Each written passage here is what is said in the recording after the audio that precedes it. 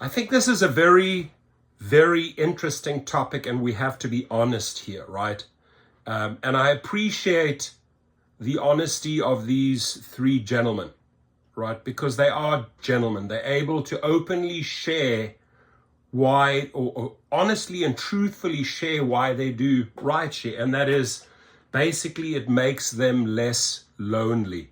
Now, for all three of you, there's no judgment from my side. I don't know you, not putting you down, just telling you a story. Maybe they have other jobs, right? Maybe they have other jobs, and this is a very cool way to meet people, right? It breaks the loneliness. It gets you out of your mold. Some people that are like introvert and afraid and then have discovered rideshare. I've heard numerous stories, and then they just like really blossom, right? And they enjoy it, and then they realize, wow, it's nice being around people. I actually love being around people. I love learning from people. I love communicating from people. And I don't do it because of loneliness, right? I keep myself very busy through many ways, but I truly, truly respect their reason. I do, however, want to say, if you are doing this because you're trying to kill loneliness, right? They say Uber and Lyft drivers say they do it for more than the money. It makes them less lonely. I don't know if you're really doing it for the money with Lyft Regular and UberX, right? Honestly, I don't think right now you're doing it for the money. Maybe as a couple of little gap fillers here and there, part-time, in peak hours, Friday, Saturday, it makes sense for a little additional income. But if you're doing this full-time, you are definitely not doing it for the money, right? Now, if you're doing a combination of Uber and Lyft and private trips, you will see money. If you are converting all your Uber and Lyft riders into private clients, you'll see a lot of money, right? This weekend, I made $2,200 on the Saturday and Sunday, just driving 2 days with private clients. But back to the loneliness factor. I get it.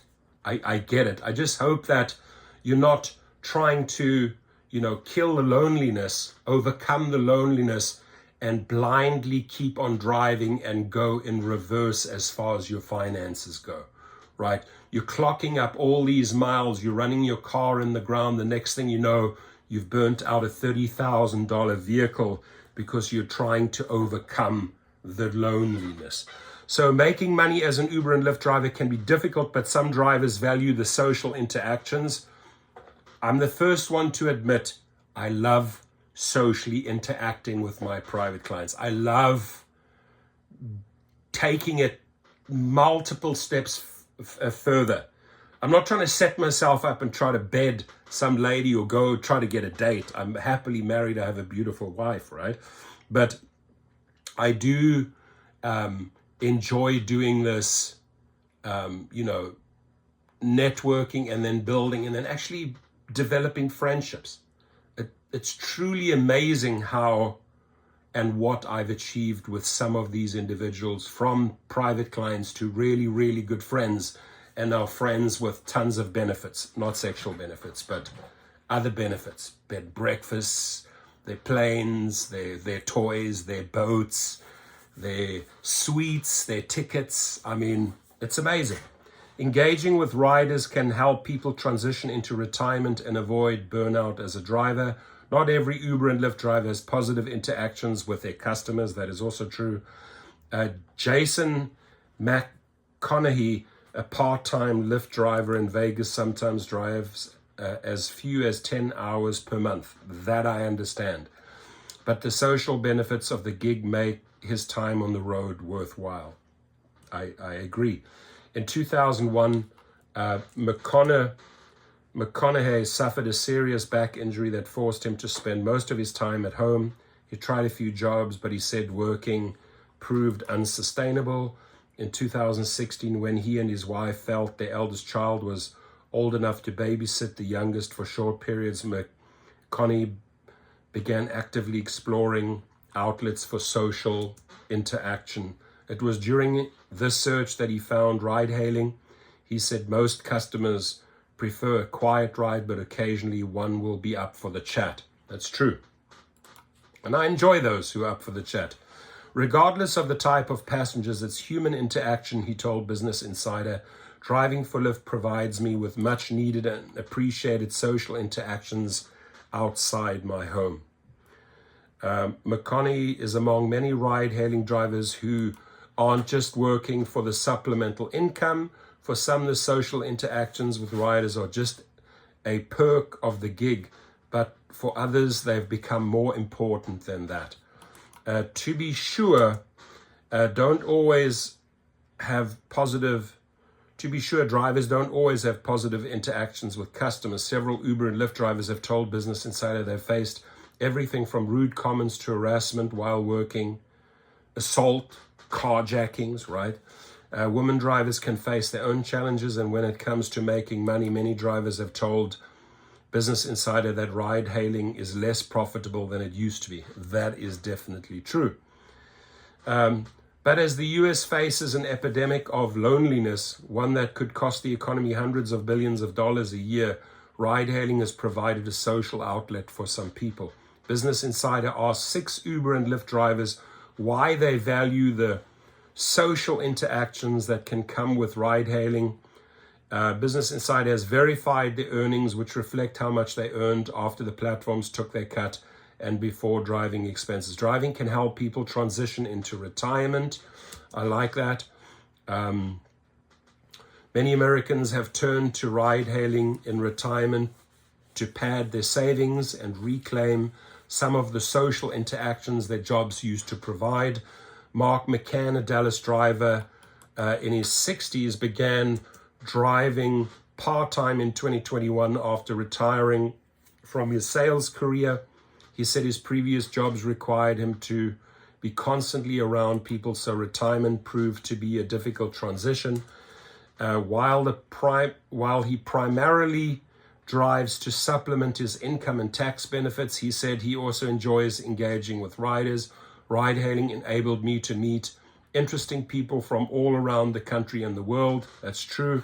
Larry, an Atlanta driver in his mid-50s, began driving part-time when he retired from his retail job in 2019. While he drives in part to boost his income, he earned roughly $12,000 before driving expenses in 2022.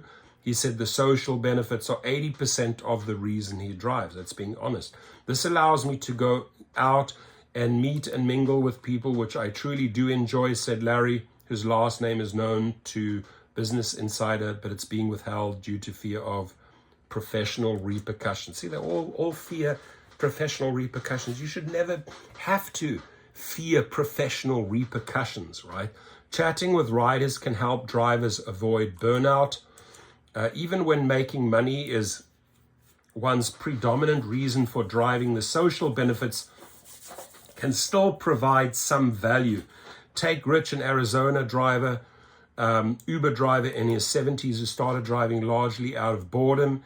Even though he considers himself to be retired, he typically drives between 40 and 55 hours a week when he's not traveling.